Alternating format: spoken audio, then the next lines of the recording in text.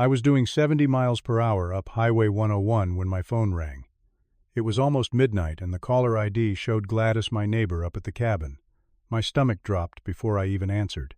Gladys had lived next to my grandmother's place for 30 years, and she never called this late unless something was seriously wrong.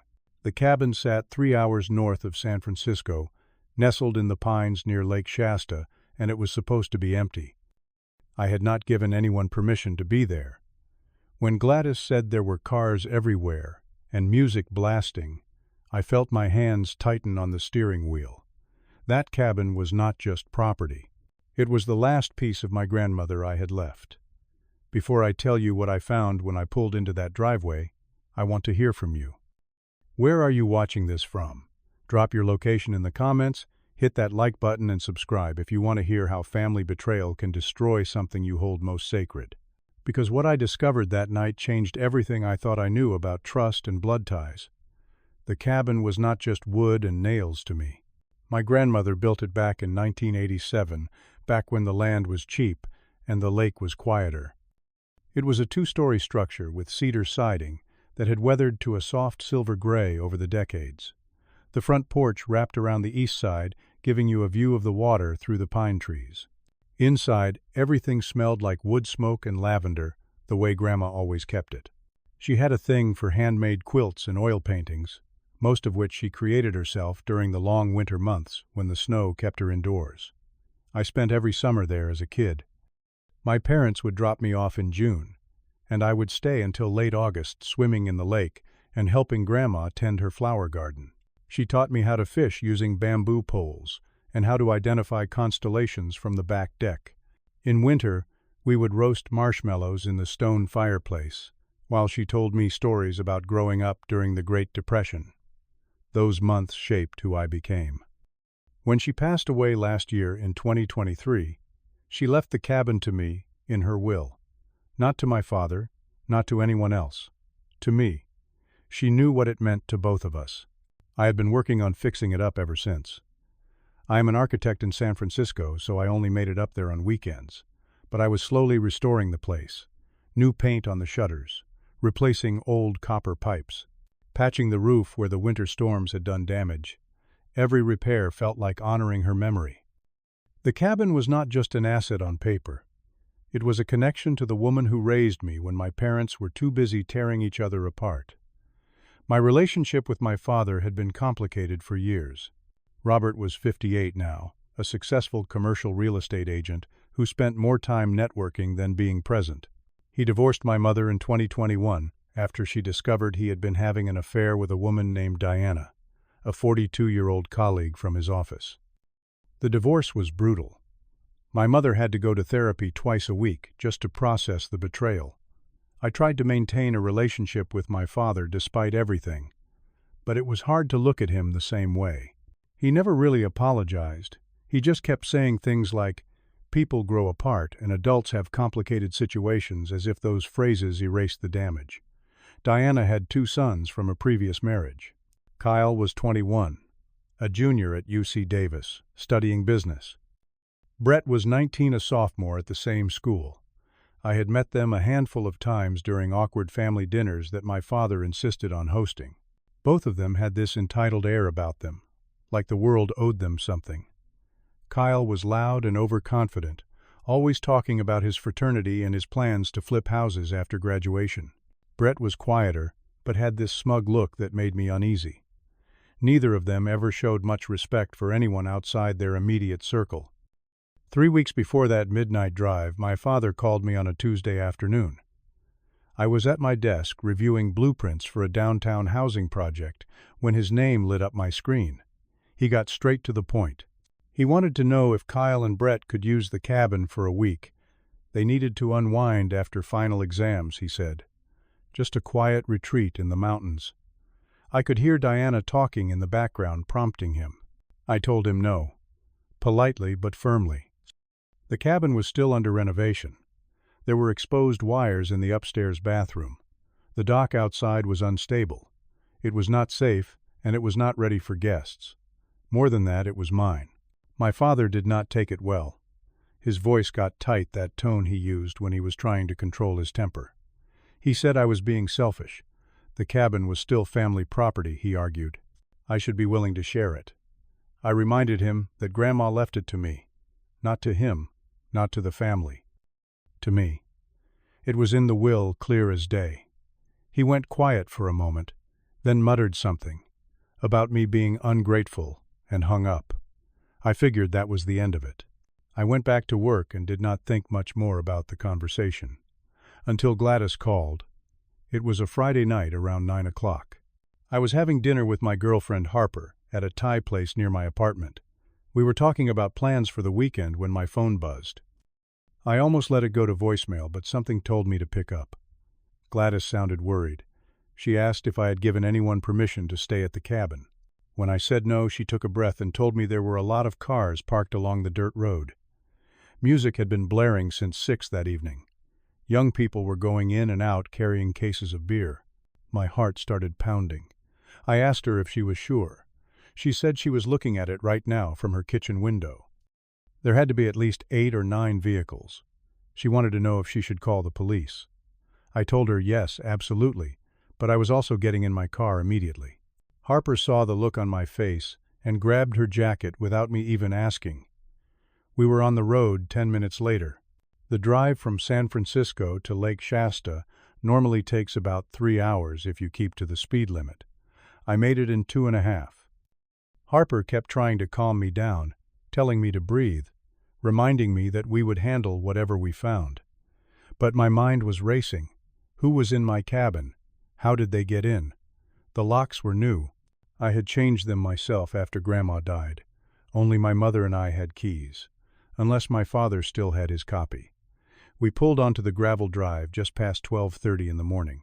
The first thing I saw was the cars. They were everywhere, parked at weird angles along the narrow road that led up to the cabin.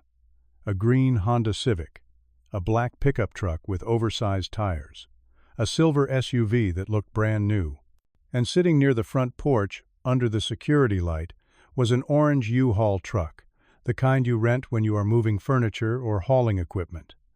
What the hell was a U-Haul doing at my cabin? The music hit me next. Electronic dance music, the bass so loud I could feel it vibrating in my chest, even with the car windows up.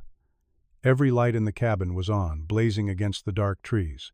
Through the front windows I could see shadows, moving bodies, jumping and swaying. There were beer cans scattered across the lawn. Broken glass glinted near the flower beds where Grandma used to plant daisies every spring. The wooden rocking chair that used to sit on the porch was flipped over on its side in the grass. The wind chimes the copper ones. Grandma brought back from a trip to Santa Fe were lying bent and broken near the driveway. I felt like someone had punched me in the stomach. Harper reached over and squeezed my hand. She whispered, "Oh my God, Freddie." I could not even respond. I just opened the car door and started walking toward the house. My legs felt shaky, like they might give out, but I kept moving. The front door was unlocked. I pushed it open and stepped inside, and the scene that greeted me was worse than anything I had imagined. The living room was trashed. There were at least 15, maybe 20 people crammed into the space, most of them college-aged. Red plastic cups littered every surface.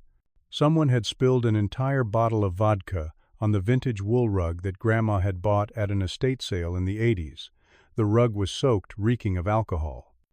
The leather couch had a burn mark on the armrest, like someone had set a cigarette down and forgotten about it.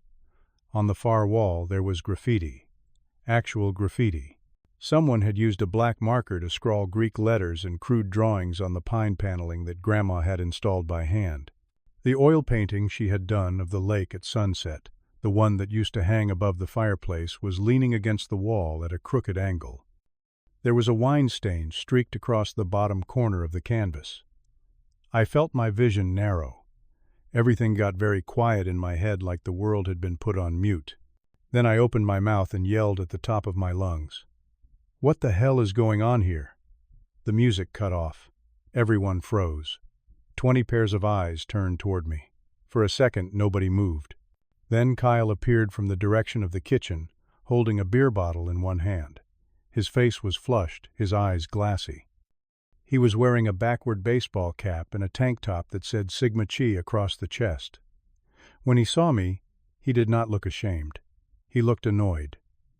"Dude, relax," he said, waving the bottle like it was no big deal. "Uncle Rob gave us the key."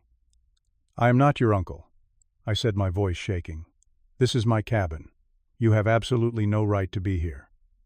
Brett stumbled out from the hallway, clearly drunk. He was laughing like this was all some big joke. "Man, you need to chill," he said. "We are just having fun." His words were slurred, and he had to grab the doorframe to steady himself. A girl standing near the couch, someone I did not recognize, rolled her eyes and muttered, "This is so dramatic." A few people snickered. I felt my fists clench. "Everyone out," I said louder this time. "Now." Kyle crossed his arms. "We are not going anywhere. We have permission." I pulled out my phone. "Then I am calling the cops." That got his attention. His smirk faded. "You would not," he said. "I already dialed 911 before I even walked in here." I lied. "They are on their way. You can either leave now, or you can explain to the police why you are trespassing on private property with alcohol and underage drinkers." The room went silent again. A couple of people near the back started whispering and heading toward the door. Brett looked at Kyle, suddenly less confident. Kyle opened his mouth like he was going to argue, but Harper stepped up beside me and said, "You heard him. Get out." It took another 10 minutes of tense standoff before people started moving. They grabbed their jackets and their phones, muttering complaints under their breath. A few of them tried to take their half-empty bottles with them until I pointed at the door and told them to leave everything. Kyle was the last one to go. He shot me a look that was pure contempt before stepping out onto the porch. As soon as the door closed behind him, I called my father. I did not care that it was almost 1 a.m. Harper stood next to me, her hand on my shoulder as the phone rang. My father answered on the 4th ring, his voice thick with sleep. "What is it, Freddie?" "Did you give Kyle and Brett the key to my cabin?" There was a long pause. I could hear him shifting in bed, could hear Diana mumbling something in the background. "Look," he finally said, "they really needed a place to unwind after exams, and you were not using it, so I thought it would be fine." I felt my jaw tighten. "You went behind my back, after I told you no." "You were being unreasonable," he said, defensive now. "They are good kids. They just wanted to relax for a few days." "Good kids," I practically shouted into the phone. "Dad, they brought 20 people here. There is alcohol everywhere. They damaged the property. There is graffiti on the walls. Grandma's painting is ruined." "Do not be so dramatic," he said. "A little party never hurt anyone. They will clean it up tomorrow." "This was Grandma's cabin," I said, my voice cracking. "My inheritance. You had no right to do this." "I am still your father," Robert said, his tone hardening. "I still have keys from when Mom was alive. I thought I was helping. I felt something break inside me. You gave away access to my home without asking. You violated my trust. And you are defending them instead of apologizing." "Just let them stay the night," he said. "They will clean up in the morning, and this will all blow over." "Absolutely not," I said. "And Dad, this is the last straw." I hung up before he could respond. I did call the police. For real this time. Harper sat with me on the porch steps while we waited for them to arrive. My hands were shaking. I kept replaying my father's words in my head. A little party never hurt anyone. Like the cabin meant nothing. Like Grandma meant nothing. 2 patrol cars pulled up about 20 minutes later. The officers were professional and calm. Officer Martinez was a woman in her 40s with sharp eyes and a no-nonsense demeanor. Officer Hughes was younger, maybe early 30s, with a crew cut and a serious expression. I explained the situation as clearly as I could. The cabin was mine. I had the deed and the will to prove it. I had explicitly denied permission for anyone to be here. Kyle and Brett had entered without my consent. Officer Martinez asked if I knew where they had gone. I pointed down the road where I could still see taillights disappearing into the trees. "Some of them might still be parked nearby," I said. She nodded and radioed for another unit to check the area. Officer Hughes walked through the cabin with me, documenting the damage. He took photos of the graffiti, the ruined rug, the burn mark on the couch. He found empty beer cans in the upstairs bedrooms and a bag of marijuana in the bathroom trash. When we went outside to check the yard, he noticed the U-Haul truck was still parked near the shed. "Do you know what is inside?" he asked. I shook my head. He tried the back door. It was unlocked. When he opened it, I saw boxes stacked inside. Electronics. A flat-screen television still in its packaging. A gaming console. A mini-fridge. It looked like someone was planning to move in or use the cabin as storage. Officer Martinez returned a few minutes later. They had found Kyle Brett and several others, parked about half a mile down the road, waiting to see if the coast was clear. She had checked their IDs. 6 of them were under 21 and had been drinking. She wrote citations for underage consumption and trespassing. Kyle tried to argue that my father had given permission, but Officer Martinez shut him down. "The legal owner did not authorize your presence," she said. "That is trespassing, regardless of what anyone else told you." They were escorted off the property. I watched their taillights disappear down the mountain road, and then it was just Harper and me standing in the wreckage of my grandmother's cabin at 3 a.m. We did not sleep that night. We spent hours walking through every room cataloging the damage. The living room was the worst. The rug would have to be thrown out. The couch might be salvageable if I could find someone to repair the burn and clean the stains. The graffiti on the wall was permanent. I tried scrubbing it with soap and water, but the marker had soaked into the wood grain. The only option would be to sand it down and refinish the entire panel. In the kitchen, the refrigerator door had been left open, and all the food I had stocked during my last visit was gone. The sink was piled high with dirty dishes crusted with old food. The copper pot that Grandma used to make soup, an antique piece she had inherited from her own mother, was dented and scratched, sitting on the floor near the trash can, like someone had used it as a step stool. Upstairs, the bedrooms were even worse. Someone had used Grandma's bed. The sheets were filthy stained with things I did not want to think about. I found a used condom in the trash can next to the nightstand. I felt my stomach turn. Her dresser had been rifled through. Some of her costume jewelry was missing, small pieces that were not worth much money but had sentimental value. A bracelet she wore every day. A pair of earrings my grandfather gave her on their anniversary. Outside, the damage continued. The wooden porch swing that used to hang from the oak tree had one of its chains broken, and it was lying in the dirt. The flower beds were trampled flat. I found more beer bottles in the bushes and a plastic bag with what looked like the remnants of fireworks.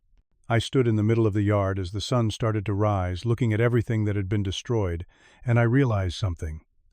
This was not just about a party. This was about disrespect. It was about entitlement. It was about my father choosing Diana's children over me, even after everything he had already put our family through. I spent that morning taking photographs of every single piece of damage. Harper helped me make a detailed list. Then I called a lawyer. His name was Mr. Patterson, a family law attorney I had worked with during Grandma's estate process. I explained what had happened, and he listened without interrupting. When I finished, he was quiet for a moment. Then he said, "You have a strong case for a civil lawsuit. Property damage, trespassing, emotional distress. You can file against Kyle and Brett directly, and potentially against your father for facilitating the trespass. But it is going to get messy. Family lawsuits always do." "I do not care," I said. "I want them held accountable." Mr. Patterson told me the first step was to get an estimate on the damages. I needed receipts, quotes from contractors, anything that could document the cost of repairs. He also advised me to change all the locks immediately and to send a formal cease and desist letter to my father, demanding that he return any remaining keys and never access the property again. I did everything he said. I called a locksmith that same afternoon and had every lock on the cabin replaced. I contacted a carpet cleaning service, a furniture repair specialist, and a contractor who could refinish the wood paneling. The estimates started coming in over the next week. The total was staggering, between $15,000 and $20,000 depending on how much work I decided to do myself versus hiring professionals. I drafted an email to my father and Diana. I kept it factual. I listed every piece of damage, attached photographs, and included the contractor estimates. I explained that Kyle and Brett had been cited by the police for trespassing and underage drinking. I demanded that they take full responsibility and compensate me for the repairs. I also made it clear that I was cutting off contact until I received a sincere apology and full reimbursement. My father called me within an hour of receiving the email. I let it go to voicemail. He left a message saying, I was overreacting, that boys will be boys, that I was being vindictive and cruel. I deleted it without listening to the whole thing. Diana called next. Her voicemail was angrier. She accused me of trying to ruin her son's futures. She said the citations could affect their scholarships and their standing at the university. She called me selfish and petty. I did not respond to either of them. Instead, I forwarded both voicemails to Mr. Patterson and told him to proceed with the lawsuit. 2 weeks later, the consequences started piling up. Kyle and Brett were disciplined by UC Davis for the underage drinking citations. They both lost partial scholarships and were placed on academic probation. They were also required to complete 40 hours of community service. Diana called again, this time crying, begging me to drop the charges. I told her the same thing I had told my father. Actions have consequences. They destroyed something irreplaceable, and now they have to face what they did. Mr. Patterson sent a formal demand letter to my father and Diana, outlining the damages and giving them 30 days to respond with payment or a settlement offer. My father tried one more time to reach out, this time through my mother. He asked her to talk to me to convince me to let it go. My mother told him exactly where he could shove his request. She was proud of me, she said. Proud that I was standing up for myself and for Grandma's memory.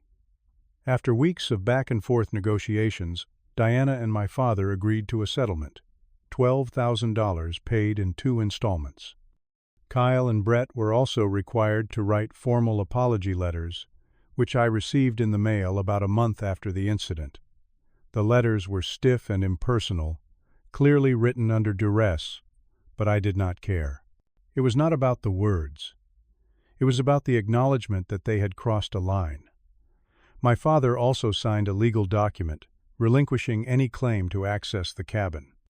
He returned the spare key he had kept, and agreed never to set foot on the property again without my written permission. I used the settlement money to begin repairs.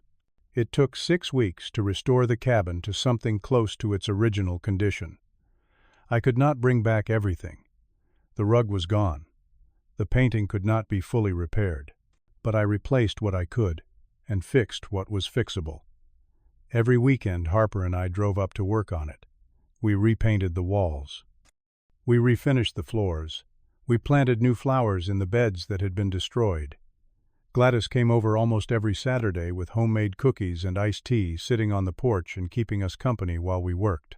She told stories about my grandmother, things I had never heard before. How Grandma used to bake pies for the whole neighborhood every Thanksgiving. How she had helped Gladys through her husband's death 10 years ago. How she always said the cabin was meant to be a place of peace, not conflict. The work was hard, but it was also healing. Every brushstroke felt like I was reclaiming something that had been stolen. Every nail I hammered in was a reminder that I had stood up for myself. The cabin would never be exactly the way Grandma left it, but it was mine now in a deeper way than it had been before. My mother came to visit once the repairs were mostly done. She walked through every room, touching the walls, sitting on the porch swing that I had fixed and rehung from the oak tree. She cried when she saw the flower beds in bloom again. She told me she was proud of me, not just for fixing the cabin, but for setting boundaries, for refusing to let my father walk over me the way he had walked over her for so many years. 6 months after that terrible night, I still have not spoken to my father. He has sent a few text messages, half-hearted apologies that always seem to come with a but attached. But I never told him to cut me off, but I was just trying to help Diana's boys. But you are being too hard on everyone. I do not respond. Some relationships I have learned are not worth the effort to repair. The cabin has a new security system now. Cameras cover every angle of the property. The locks are electronic, controlled by codes that only I, my mother, and Harper know. There is a motion-activated alarm that sends alerts to my phone if anyone approaches the driveway. I will never be caught off guard like that again. On a quiet Sunday afternoon, I sit on the porch in the same rocking chair that Grandma used to love, the one I rescued from the lawn and repaired. The lake stretches out in front of me, calm and silver, under the autumn Sunday. The trees are turning gold and red the way they do every year when the seasons change. The cabin smells like fresh paint and pine, and for the first time in months I feel at peace. I think about what I have learned through all of this. Family is not just about shared blood, it is about respect. It is about honoring boundaries. It is about choosing to protect the people and things you love, even when it costs you relationships you thought were permanent. My father chose his new life over me. He chose Diana's sons over his own son. And in doing so, he lost me. But I gained something too. I gained clarity. I gained strength. I gained the understanding that loving yourself sometimes means walking away from people who refuse to see your worth. That cabin still stands by the lake stronger than before. The walls have been repainted. The floors have been refinished. The flower beds are full of blooms that will come back every spring. It is not just Grandma's cabin anymore. It is mine. And I will protect it and everything it represents for as long as I live. Sometimes the hardest thing about family is learning when to walk away. And sometimes walking away is the only way to find your way back to yourself. So I want to ask you something. Have you ever had to choose between keeping the peace and standing up for what is right? Have you ever had to cut ties with someone you loved because they refused to respect your boundaries? Drop your thoughts in the comments. I would love to hear your stories, and if this resonated with you, please hit that like button and subscribe. Share this with anyone who needs to hear that it is okay to protect what matters to you, even if it means standing alone. Thank you for listening to my story. I hope it reminds you that you deserve respect, you deserve boundaries, and you deserve peace. Take care of yourselves out there, and remember that sometimes the bravest thing you can do is walk away.